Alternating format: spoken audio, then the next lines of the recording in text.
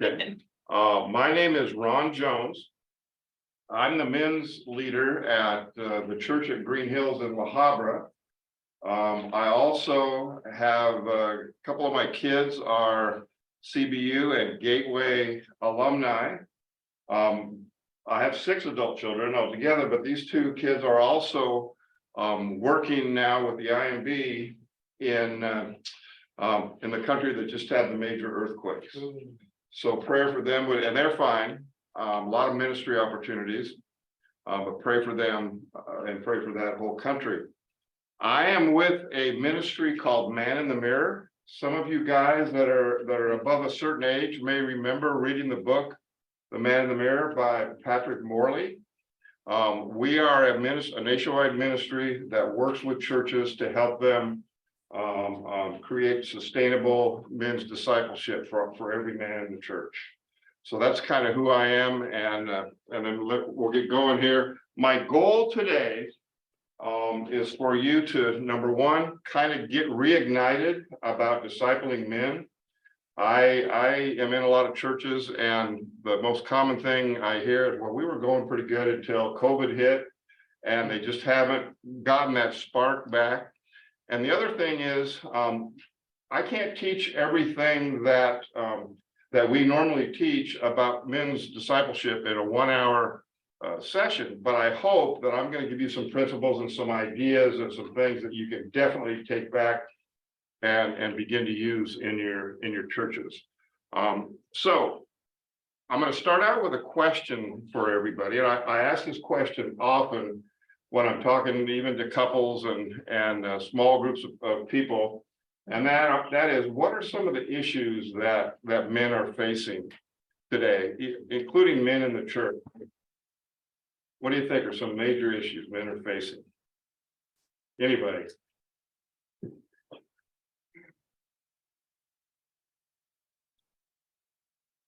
What do you think?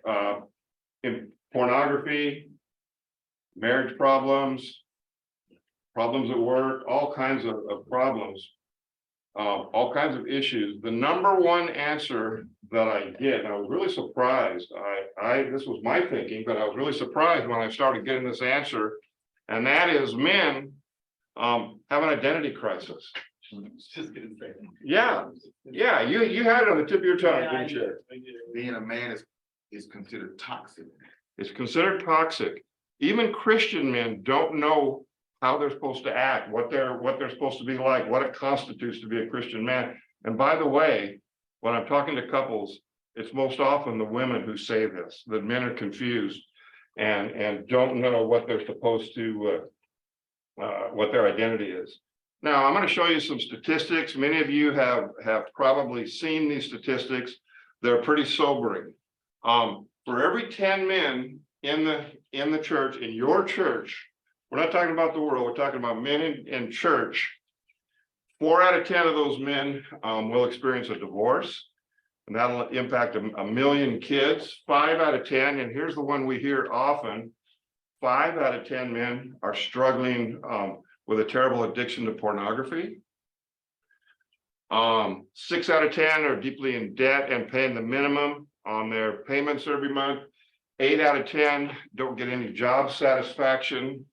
9 out of 10 will experience at least one child walk away from the Lord, as I have in my family. Like I said, I've got some kids that are IMB workers, and I've got a couple of kids that have walked away from the Lord. And 10 out of 10 men sitting in your churches are having trouble balancing their family life with their work life. We know there's a man problem. I'm going to show you a little video here, a short video about a guy named Ryan, who's an example of young Christians oftentimes today. Okay, no sound.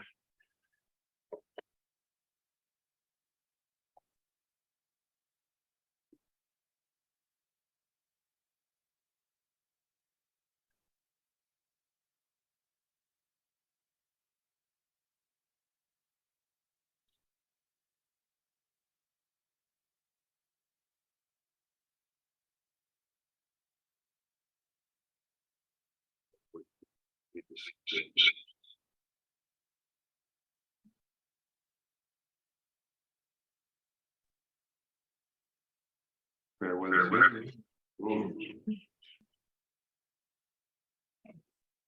See. If it's not gonna work, it. I think it needs to be you. My computer.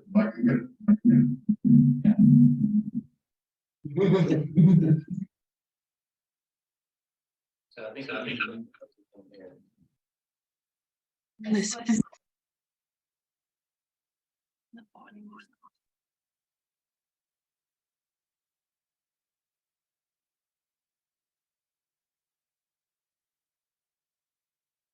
Should I try it?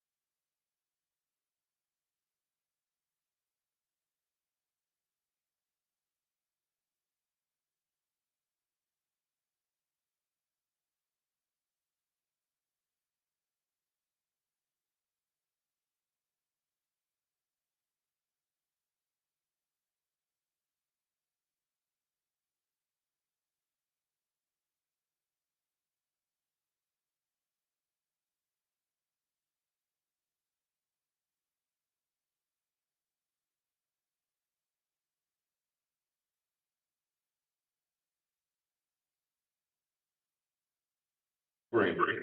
sorry. Okay. Get rid of him. We should be okay now. Yeah. Kind of sobering. A lot of men all around us are like Ryan. They're confused. They don't really know how to live out their faith.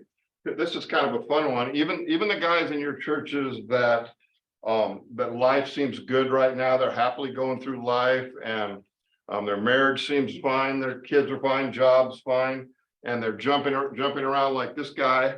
But what's about to happen to this guy? Yeah, he's gonna fall in. So sooner or later, there's gonna be issues with the men. So what's the answer? The answer, how do we develop our men? What do men need?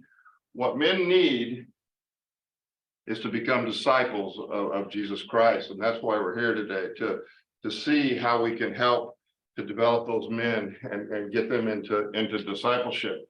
One definition of a disciple is someone who is called to live in Christ, your salvation, equipped to live like Christ, your sanctification, and sent to live for Christ. Warren talked about it a little bit downstairs, actually. When we get men in discipleship, Discipleship changes the men.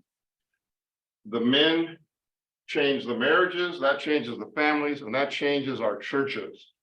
And when our churches change, our workplaces change, our communities change, and everything changes. So we know there's a need. You all know there's a need. That's why you're here. We're in a mess. Men in the church are in a mess. And the answer is we need to figure out how we can get those men engaged and get them into discipleship. So I'm going to show you today, this is a model of getting men into discipleship. It's a framework, a way of thinking, some principles that are key to developing men within a ministry that's sustainable. It's depicted by a conveyor belt. And a conveyor belt, what's the job of a conveyor belt? The job of a conveyor belt is to move some things. So our job with the men in our churches is to move men in a direction along a discipleship pathway. So let's dive in. We'll go over some of the components of this.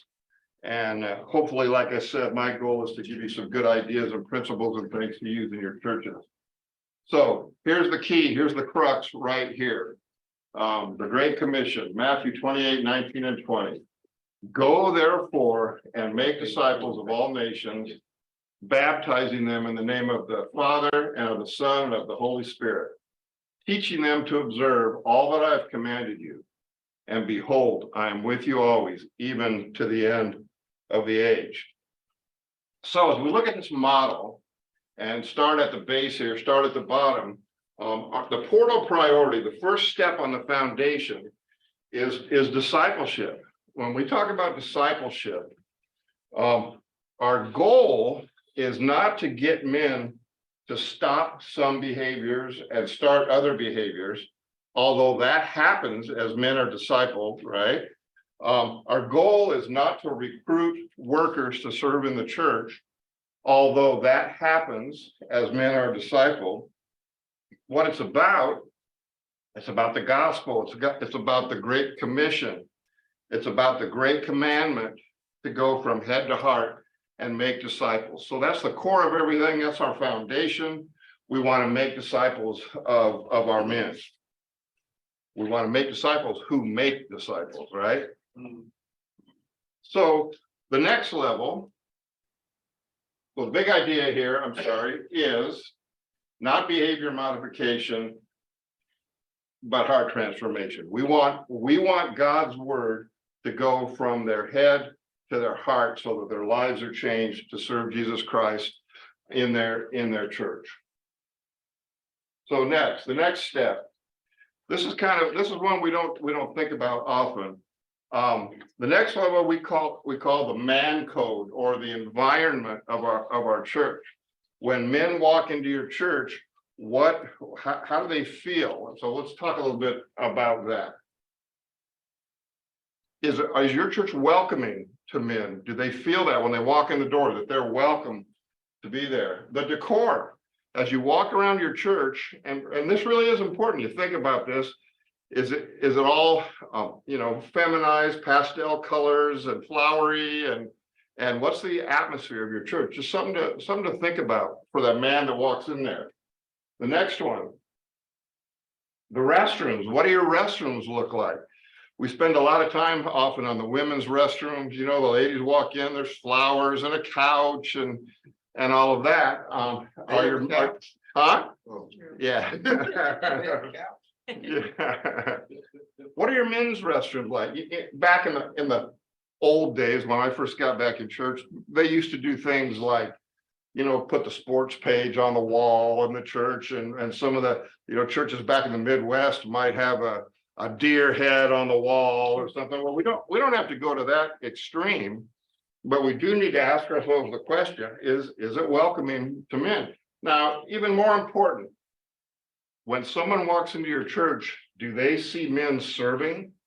Do they see men participating? Do they see a church where men are a vital part of that church and serving and ministering? Or is it all the women? By the way, God bless the women, love the women. We couldn't run our churches without the women. But for our purposes right now, we're talking about the men, and we need to see men. When people walk into your church, they need to see men in every part of serving. And here's one that I don't know if we think about, is the music man friendly? The worship, literally, are any of the songs in keys that a man can sing? And by the way, I have to be really careful what I say here, but are all the songs nice, soft songs about the love of Christ, which of course, God is love, and the important thing is God is love? Or are there some songs about going to battle and win the world for Christ? Again, in the old days, you remember Onward Christian Soldier. Man, I'm an onward Christian soldier. Do we think about this when our worship leaders are coming up with the music? So again, the man code. So we have our priority is discipleship. Our second step is the environment. Our third step, vitally important. When you leave here today, this is one of the thoughts that I want you to take with you, and that is the three strands are leadership. And here's what the three strands are. Number one, a supportive pastor who gets involved. Now, some of you are thinking, yep, that's just what I need, another thing to do. How many of you in here are pastors? Quite a few. You don't need another thing to do. And you don't need to be the guy that's always in charge of what's happening with the men. The men just need to know that they are a priority, and that it's a priority for you, and that they have your full support. Very, very important. Number two, the third strand is a passionate leader. There needs to be a guy in your church, whether it's a staff member or a volunteer. There needs to be a guy who wakes up every morning thinking about how can we get our men into discipleship? What can we do to get our men in discipleship? So a supportive pastor and a passionate leader. The third strand in leadership is a team. And that's a team that you recruit and develop of men, 2 guys, 4 guys, 8 guys, depending on the size of your church. But the purpose of the team is to pray, to help cast vision, to plan and engage the men in your church. So you need all 3 of these. Now we're going to talk a little bit more. I've got some worksheets I'm going to show you as we finish this PowerPoint part of this. But very, very important. Leadership, you've heard the expression, everything sits on leadership. Vitally, vitally important. If you're a small church, you may for a while be that leader. But your goal is to raise up leaders to take some things off your plate, not add more to your plate. So let's move up to the top of the conveyor belt here, and you'll see where wide to deep. This is called the wide to deep continuum. So when we say wide, we're talking about activities or classes or whatever it is that reach in a very milk level. They're not real heavy theological things. Sports teams and barbecues and all that would be wide. And then of course, as we go deep to the meat level, that's where our activities that are a lot more theological and deep and so forth. Now, when we talk about that, let me give you an example. If you're trying to reach men that are in the milk stage for whatever your activity, your meeting, whatever it is, you're not going to do a 13-week course on the 4 views of Revelation. That's not going to happen. That's not going to work. By the same token, the men that are over on the deep side, they don't want to just play basketball all the time or go to barbecues all the time. Nothing wrong with that, but they're going to need to go deep. So our goal is to bring men across this continuum from wide to deep. Now, the men in your church can be divided. One way to divide the men in your church in five ways. There's 5 types of men in every church. I'm going to give you just a real short basics of that. And then again, if we have time, I'm going to go over some examples that go into a lot more detail. The 5 men in your church are the natural man, the cultural Christian, the biblical Christian, and the spiritual leader. And by the way, write that across the top of the continuum in order from left to right. Natural man, cultural Christian, biblical Christian, and spiritual leader. And then the 5th type of man, which encompasses all 4 of these other types, that's the hurting man. At any given time in your church, there's men in every category that are hurting. They're having financial problems, they're having marriage problems, they're having kid problems, they're having work problems, they're having lust and pornography problems. And again, we'll go into some more detail about that in a minute. But for now, you've got men, natural man, cultural Christian, biblical Christian, spiritual leader, and the hurting man. Those are the types of men that we're trying to reach. We're trying to get discipled. We're trying to help them grow along this wide to deep continuum. So let me ask you a question as we move along here. And somebody, so far, when I've asked a question, I've gotten no response. So I'm going to stand here till somebody responds, okay? What percentage in your church, what percentage of the men are part of the men's ministry? 25%. 25%, okay. 10%. 10%, About 20%. 20%. I want to tell you something. I'm going to tell you a secret. And this is one of those things where I want you to change your thinking when you leave here today. All the men in your church are part of the men's ministry. All the men in your church are part of the men's ministry. Again, what I want you to walk away from here thinking is men's ministry, traditional men's ministry is great. I'm for men's ministry. A lot of what I'm going to talk about as I continue is going to be men's ministry, but your goal is not to create and raise up a big men's ministry club in your church. Your goal is to get all of the men in your church involved in some type of discipleship. It's subtle, but that manifests itself in what we call all-inclusive ministry to men. All-inclusive, all-inclusive maximizes the kingdom impact of every interaction with every man. Every place we connect with a man is an opportunity for men's ministry. Every single place. We talk about wide. If the contact you have with a UPS driver is an opportunity to minister to him. The contact you have with your biblical Christians that are there every week, whether that's a class or an event or what it is, that's an opportunity to minister. So when we get into this all-inclusive ministry to men mindset, which is what that team you're going to develop, what their thinking is going to be, everything that happens at the church where there's contact with a man, how can we maximize that as a way to minister to those men? And again, we're going to talk a little bit more as this goes on, how that works. But I like to say, rather than thinking about men's ministry, think about ministry to men.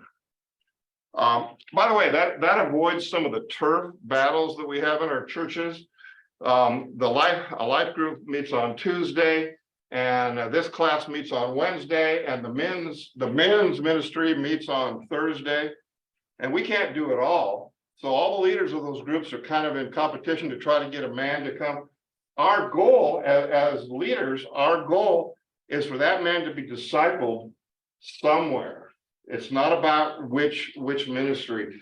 The other thing that it does is we want you to have a mindset, the men of your church to have the mindset, how can we serve? How can we serve all the ministries of the church. It takes a lot of pressure off. It's also, I said to you, how many men are part of your men's ministry? 25%.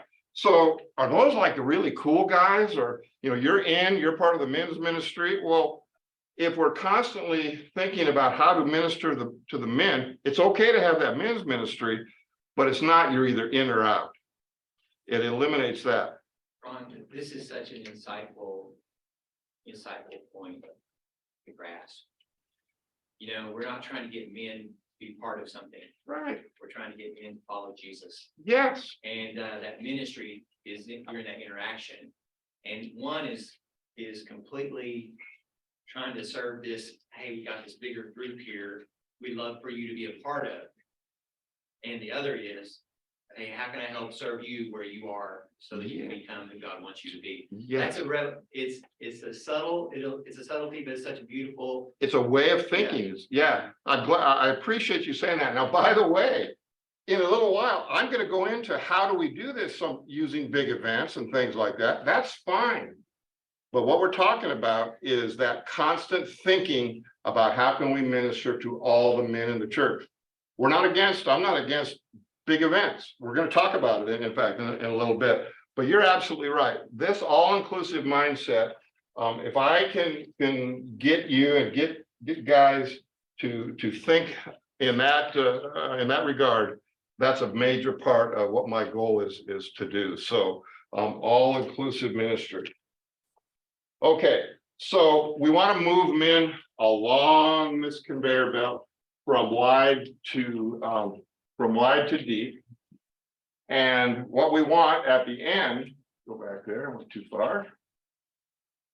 What our goal is to create men who live out the great commandment.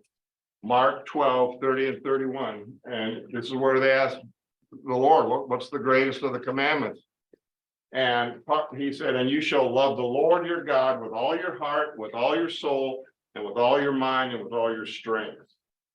The second is this: you shall love your neighbor as yourself. There's no other commandment greater than these. So the goal is for our men to go wherever they're plugged in. And again, that'll make a lot more sense in a little bit here. But wherever they're plugged in, the goal is to get men down to here, where they love the Lord their God with all their heart, mind, soul, and strength, and they love their neighbor, and they're involved in discipling others. Disciples who make disciples. But this is not just a free moving conveyor belt. There's an engine that runs that conveyor belt. So let's take a look and go through that engine. And this is where some of these ideas and principles start to make a little bit more sense. So the engine that runs it, we call this the create, capture, sustain engine. It's an engine that's constantly turning in that direction. So let's go through each part of it. So at the center of the engine is our vision of making disciples. Now, there's something about men that if you men in the room, are you the only lady? You are. Yeah. But you men will know exactly what I mean here.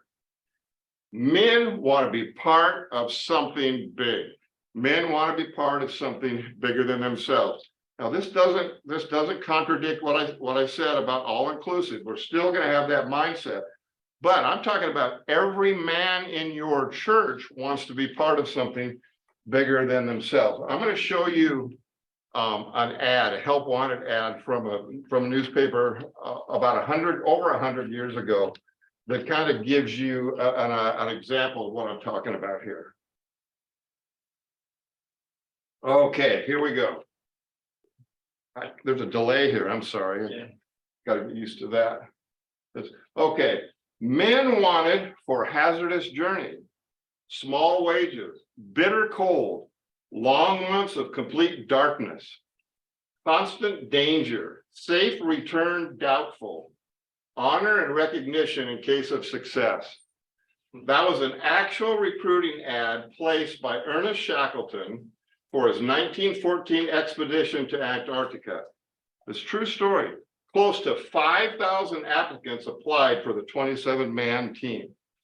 Because he challenged them. They could see that they were going to be part of something big. They were willing to take risks. So my question to you is, what's your vision in your church that you have for your men? What's the vision that you have for your men? Again, we're going to go into a little more detail here in a minute about that vision as time allows. So we've looked at the core of the engine. We've looked at, Ron, could you bring that next? of course.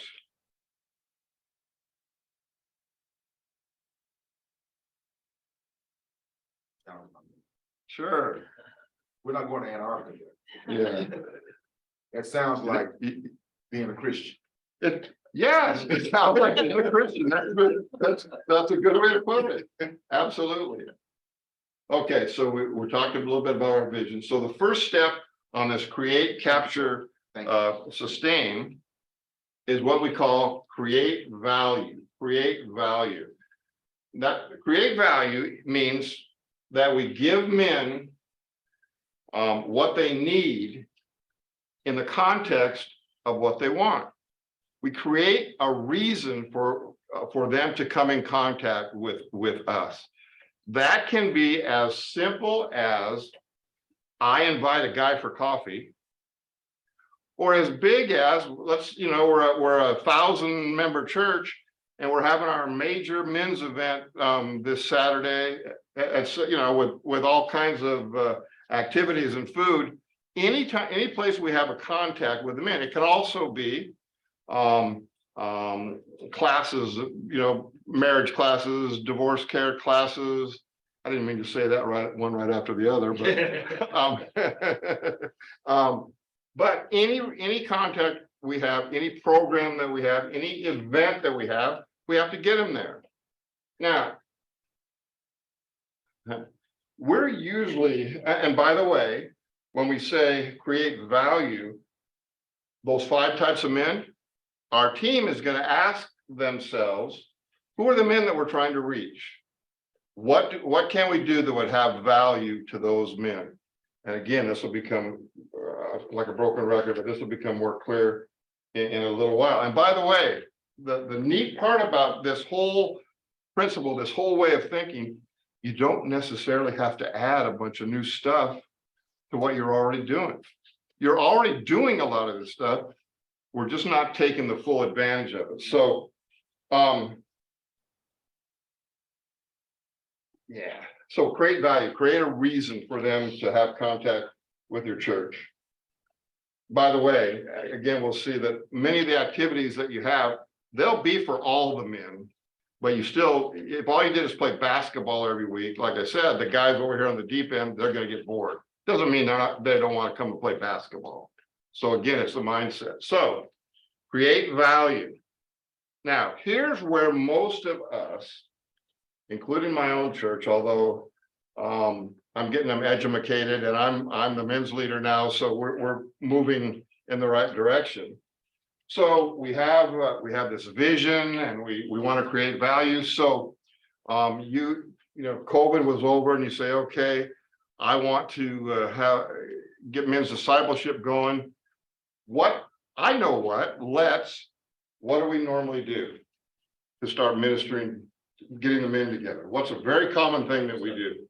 What's that? A Bible study. Yeah, that's a good one. That's a great answer. Retreat. Or retreat, or how about breakfast? Food, man. Food. We're gonna have hey, you know what? We're in our staff meeting. We need to start ministering to the men and get the men going. Let's have a men's breakfast.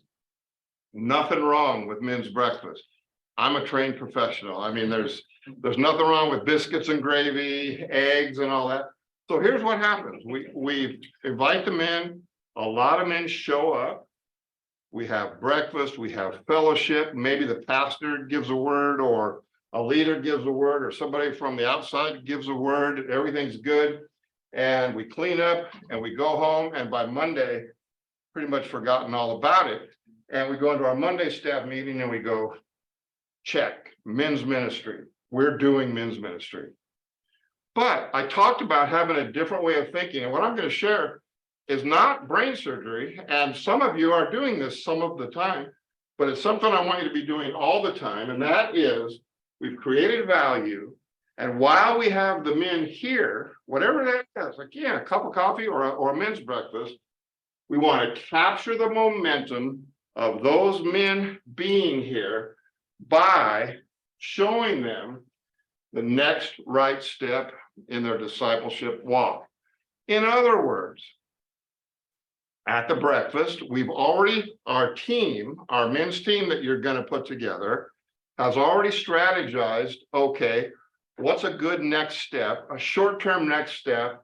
Oftentimes I recommend like a short-term Bible study, 3 or 4 week Bible study, whatever that is.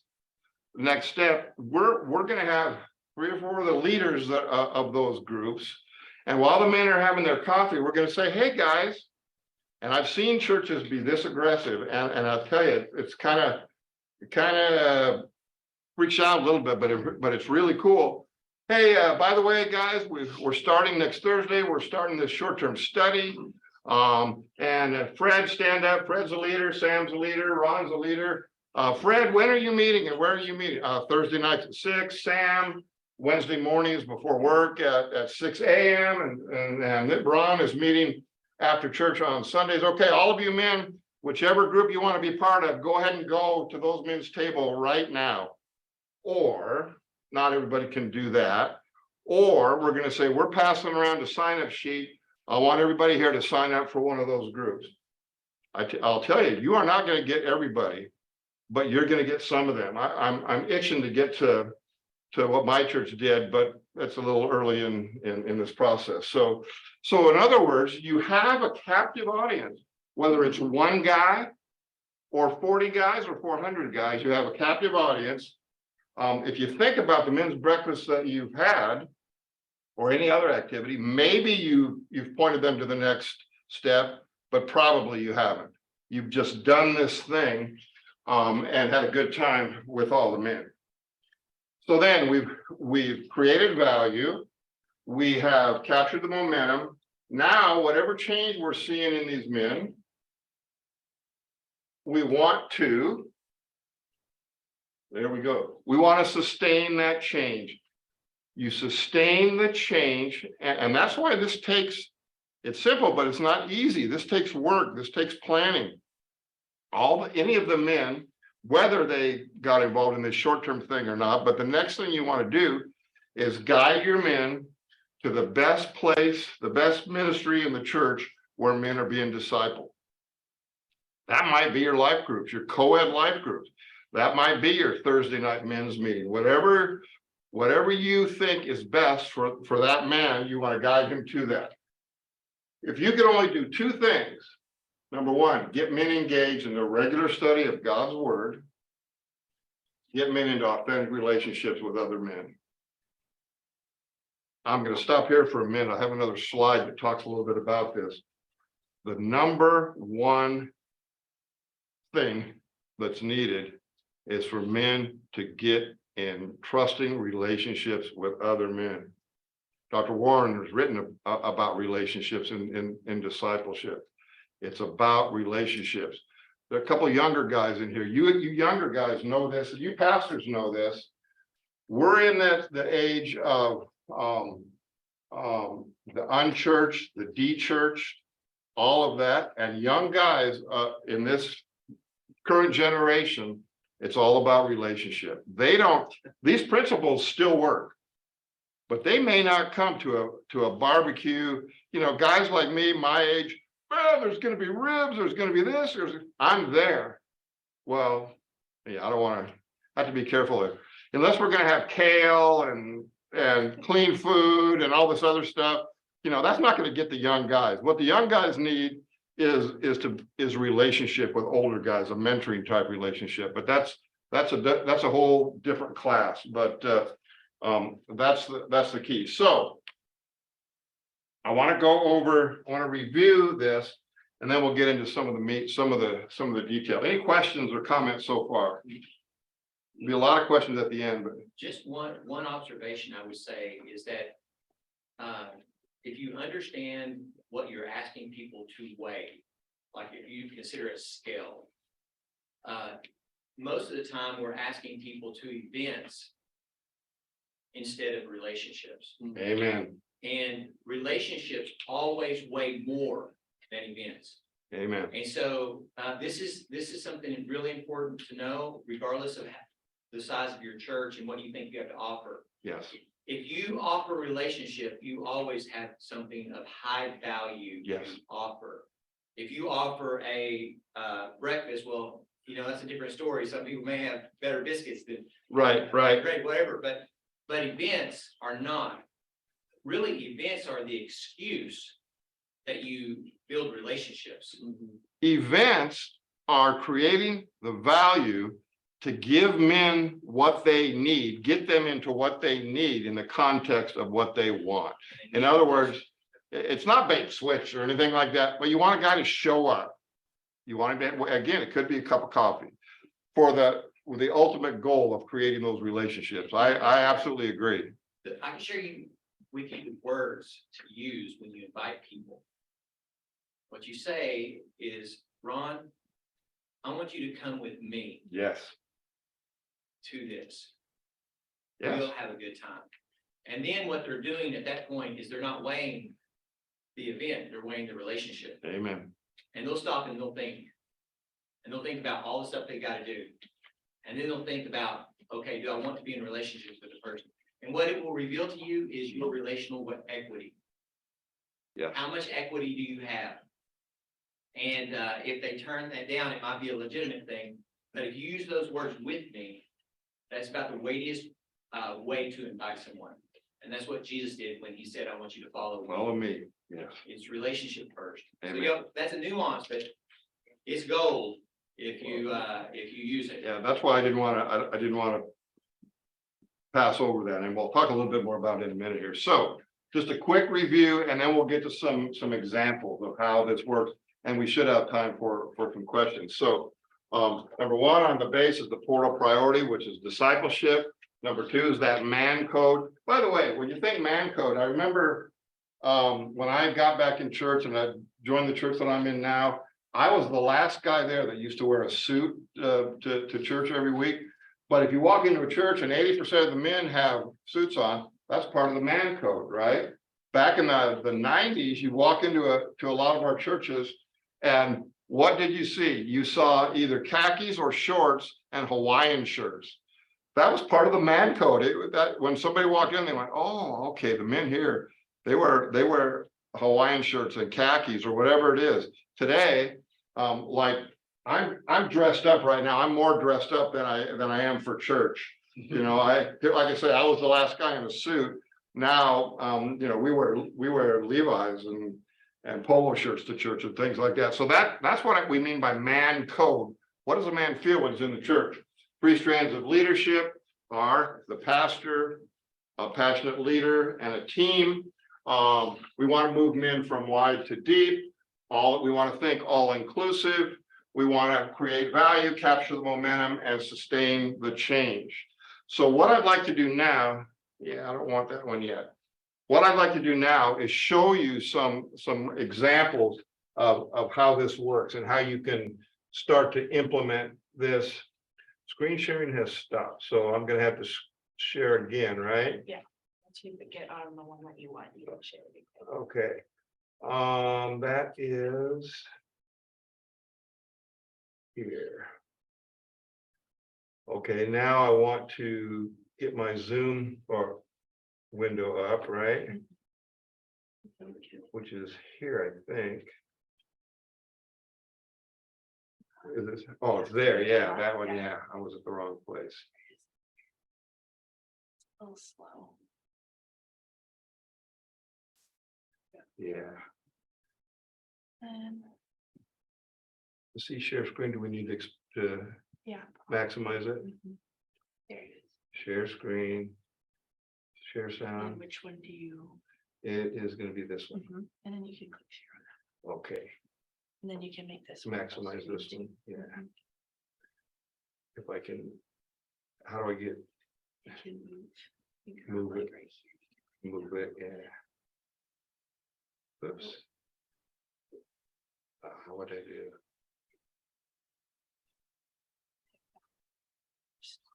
Here, you wanna So, help me? yeah. I'm sorry. No, no, you're okay. A little delayed. That's speaking word. Should we hit one of the was it tab? this Yeah, one? and then there we go. Okay, but I want one of the other tabs, so how do I get rid of this up here, or do I, or do I Let have me see if to? I can, I want it to one that says leadership. There we go. or it's gonna be kind of done. That's okay. That's okay, And then that'll there, work. there. Yeah, And then we- okay.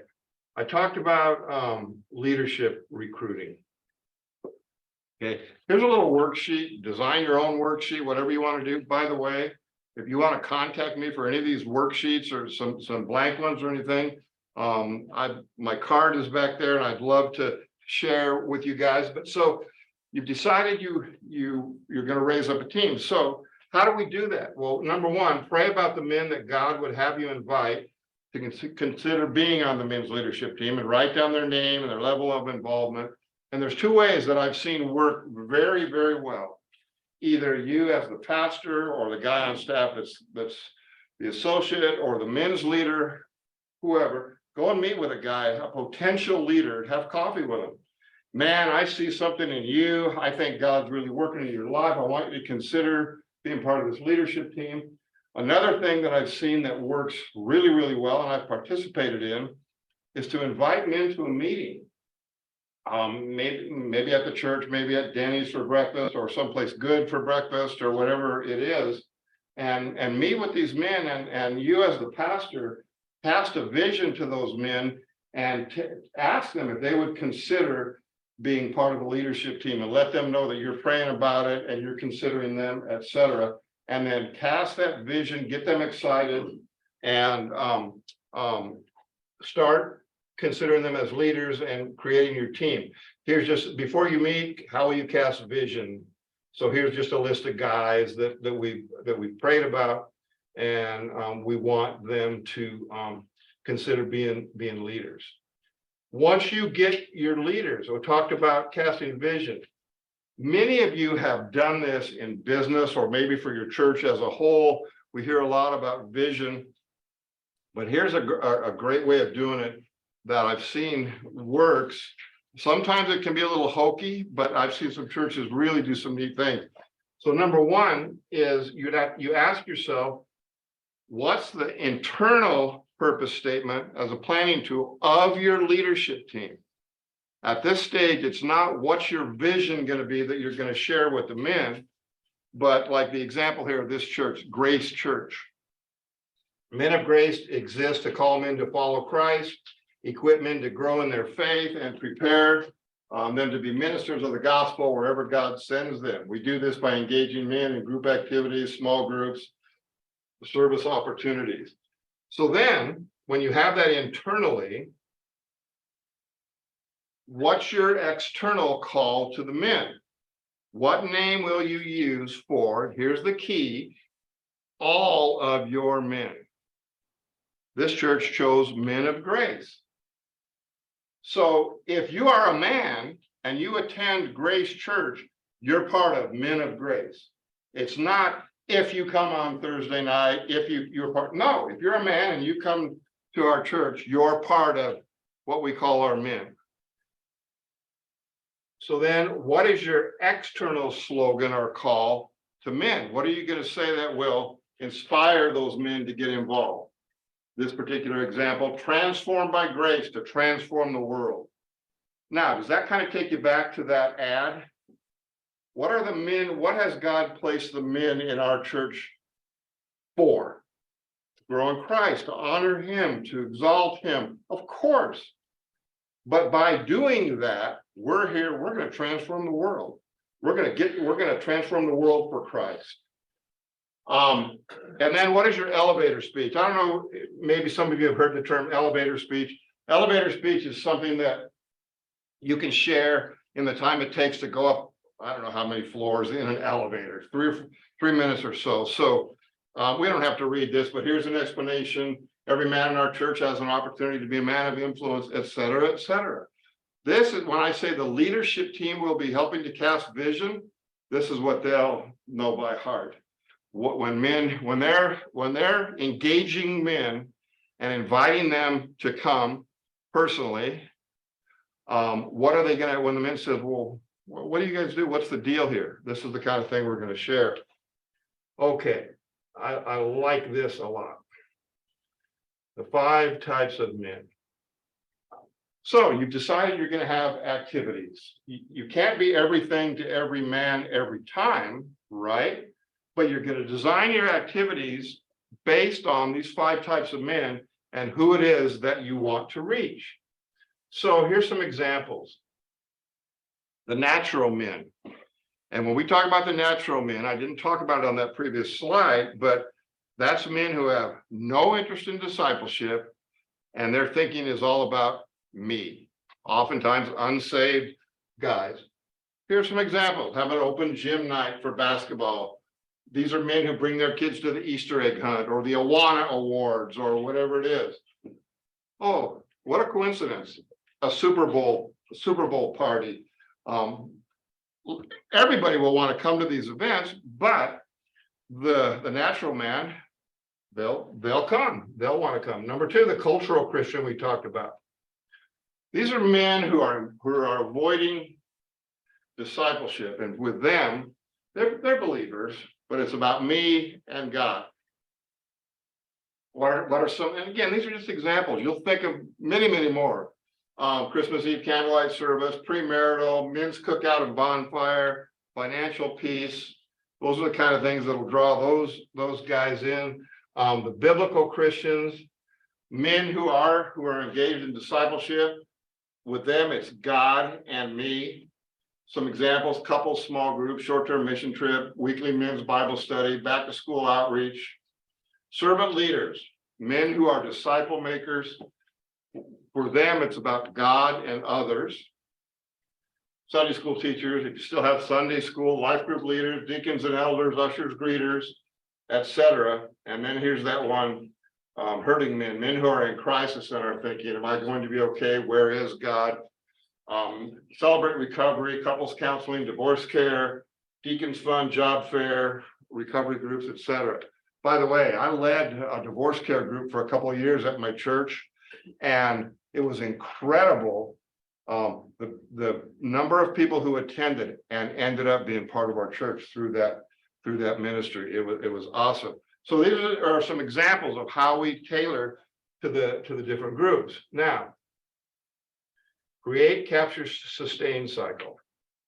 Planning a men's discipleship push. Now, I'm going to give my own church as an example. There's a bunch of examples here, but I'm going to give my own church as an example.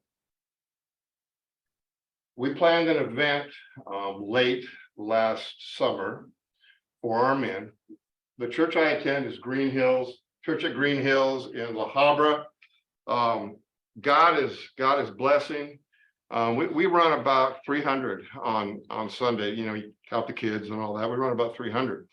So we had this men's event, and about 50 guys showed up, which was really cool. That's a decent number.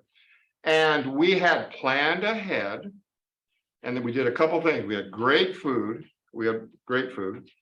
And then the guy who spoke, one of our members happens to be a professor at Biola who has written a book on Proverbs of all things. And he spoke from his book, and we had already recruited 4 or 5 men, of which I was one, 4 or 5 men to lead that next right step. And what we were going to do is go through the chapters of his book in 5 weeks, 6 weeks. And we had men sign up that night. We didn't have 50 men sign up, but we did have almost 30 men sign up. And they took that next right step. The group that I led, I'm still meeting. It was small, it was only 3 other guys. I'm still meeting with those 3 guys twice a month in a discipleship relationship. Almost 100% of those 30 men through that small group and short-term study, we led them into one of the life groups in our church. And I was so blessed. It was an awesome example of we created value. They came, we had an awesome time.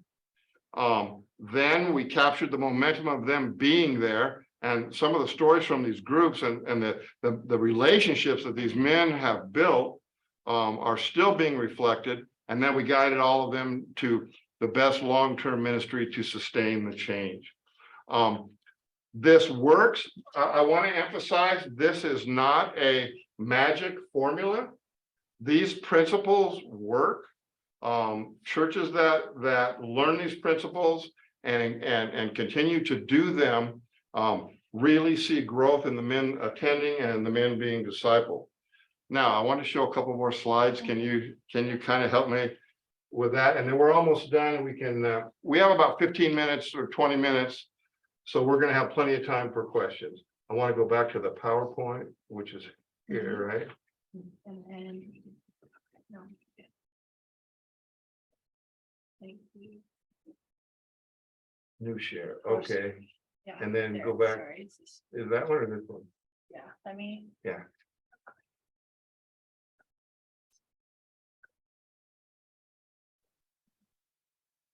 You can, I'm done with that, yeah. Yeah, there we go, huh? Yep, that's up there. Looks different. There we go. Yeah, that's fine. Thank you so much. You're welcome. Okay, uh-oh.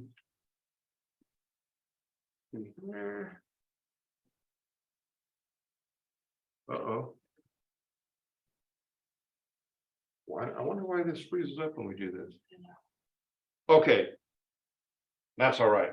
I was gonna talk about a couple of things really briefly, and then we'll go to questions. Number one, I want to emphasize again, the key to all this, you said it so well.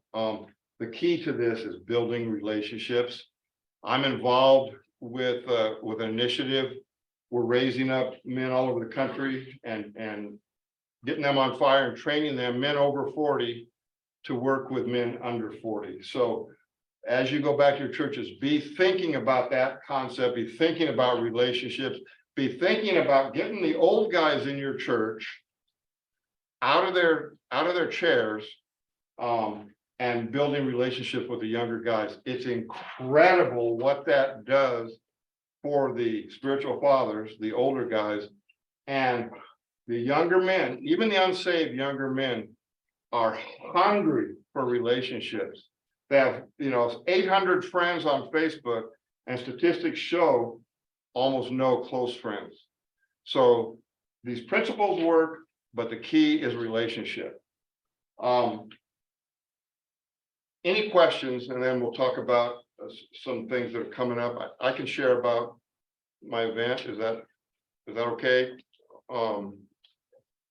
That's in the packet. Yeah, I think it's in the package. Yeah. I think there's a flyer in there. Yeah. And along with some other things that are coming up as well. Yeah, in your packet, there's a flyer called No Man Left Behind. It's the black and white one. That's an event coming up that I'm going to be facilitating at Faith Fellowship in La Palma. My contact information is on there. Give me a call if you're interested. Let you know how to participate in that. And by the way, all of these principles, I am available to help your church work through them. There's no charge for that. So if you need any help at all working through these principles, give me a call. I'm happy to help you with that. So I did a lot of talking. Any questions come to mind? Yes, sir. Tyler. This is kind of like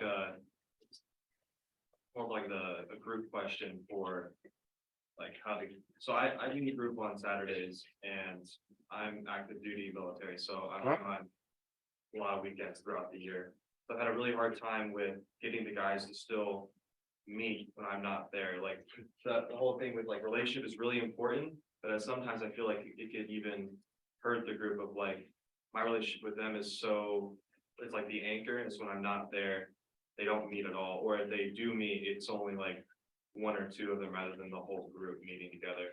So I'm trying to navigate that of how help the guy who does leave when I'm not there, to help him be able to keep the group together. Well, that was gonna be my question. You do have a guy that leaves do, when you're yes. not there, but for some reason they still don't show up.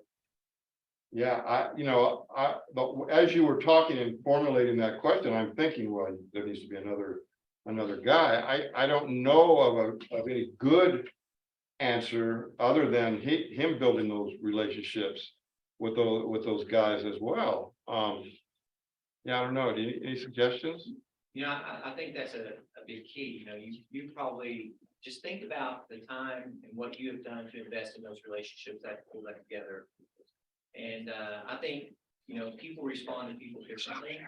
So you would think about, you know, when those group dynamics are happening, you know, who's the other person or the next person that people there respect. You know, and they're gonna be drawn to them, and then you can have some one-on-ones with that person about, you know, want you to, and this goes to something you'll be familiar with in the military, that MAWL method, model, assist, watch, and lead. So you want to coach that next person and debrief, you know, the same way about what didn't work. And you'll probably discover some of the things that are lacking. Maybe they're not making the contact that you're making. Yeah. Maybe they're not doing that, but you have to discover them, and they may not be even aware of it. They may be thinking that, oh, everybody knows to show up. Well, if we went by that, then, you know, we'd never get anything done. You know, so you're probably doing some things that other person is not quite doing. And so they need your coaching to help them kind of up their level. Yeah, the way I was thinking about it was, you know, it's like when the teachers in a class, the class behaves, but when the substitutes there, they all mess it up, right? So kind of the same analogy, but I had an idea, like, maybe when you're not there, they take turns. Okay, and if they provide the material, obviously, and then when it's somebody's turn to be up, you just kind of coach them. You know, and a little bit, so that they have a little bit more confidence, but with all of them taking turns, they would be more invested, I think, and more supportive of each other. How big is the group? 6. So how far in advance do you know you're gonna be out for the weekend? Normally I have like a week, 2 weeks notice. That's it. I was just gonna say chase the date, Yeah. you know, get on the calendar and say, these are the weekends I'm gone, and we're gonna meet Monday. So I'm a little worried, I'm gonna be gone for 4 months here in a couple Ooh. weeks, so. Yeah, that's gonna be a tough one. I really like your suggestion. I think that we don't empower people soon enough. Yep. And I think this is a fundamental flaw in most of discipleship practices. We think that they have to get to a certain level before we start giving them responsibility. And I would say you really need to turn that over and give them responsibility as early as possible, because we're better when we're taking care of somebody else. You know, you think about that as a man. You're not at your best when you're just worried about yourself. You are at your best when you're taking care of other people. Well, and also, like Ron showed at the very beginning, I like that example of, you know, this treacherous journey, Yeah. right? And they all jump on there, but, you know, so when men are challenged, I think they respond better than a passive role. Yeah, that's a great suggestion. Yeah. And it's a journey, you know, you're not gonna figure it all out, and it's not gonna be perfect all the time, but we have to traverse that, you know, the unknowns, as we kind of move along, but you will, and you'll grow and grow and grow because of it. And so will those men. So, and I think they do need that level of responsibility, those Mhm. things. What else? Anything else? What do you suggest for a smaller church that only has, you know, like, you know, 10, like maybe 10 or 12 men that at the most, you know, what would you suggest? Yeah, you can, I actually worked with a church and spoke at a church that they consider their men's group, they have the men's group mindset, which is great. And I went to a few of their men's group meetings, and the most they've had is 10 guys. And they had a breakfast, and there was only about 12 guys at the breakfast. But I would suggest that these principles work regardless of the size. You're not gonna plan what my church of 300 planned, a big event with a meal, and we had all kinds of games and sports activities and things like that. You might plan, a Super Bowl party tomorrow afternoon at one of the guys' houses, or you might plan a backyard barbecue at your house or one of the men's houses. That might be your create value thing, whatever it is. So create that value. But you still have in mind, you and or your team along with you has still thought about this intentionally. What do we want to point these men to next? You can still use that principle so it doesn't matter if you have a church of 60 people or if you have a church of 600 people, the principles continue to work. And one of the beauties of this is it's designed to work in any size church. And you customize it for your church and what would work for you. So, I mean, that's just like one example, but get them in together, create value. Maybe it's small enough where creating value is have a couple guys, invite these guys, this man here that's never involved, invite him to coffee. That's the create value. I'm serious. I love the one-to-one create value. And capture the momentum of that, and you can do that in groups of 1 or 2. So it just depends on who your men are, where they are on that continuum. And use the same principle. My goal of meeting with this man is to move him along in his discipleship journey. Let's go to coffee. Create value. I got a couple of examples came to mind. One is, I had a friend in one of my churches I attended. His name was Glenn, and how he got to church was, his neighbor was a part of the women's ministry group in the church that I attended. And he noticed that Glenn was working on his garage door. And, so he calls him into the church and said, hey, let's come help my neighbor with the garage door. And about 4 or 5 guys showed up and they had that garage door fixed. You talk about instant equity, you know, and listen, and he brought his family, and he had been, by the time I got there, he'd probably been a member, he and his family, been a member of that church for 3 or 4 years, but that was the end, that service. And another example was a church that met, and instead of just going and having breakfast, they would, the leader would identify a yard that needed care in a community. They'd go eat breakfast, and then those men would go and take care of that person's yard just to bless them. You can just not go wrong with stuff like that. If the word starts getting out, and those men, I was there, and they had come back, and you could just, it was the pleasure of God. They were all sweaty and grimy. They were all excited and talking, and in just such a good space. Amen. Because men can get stuff done.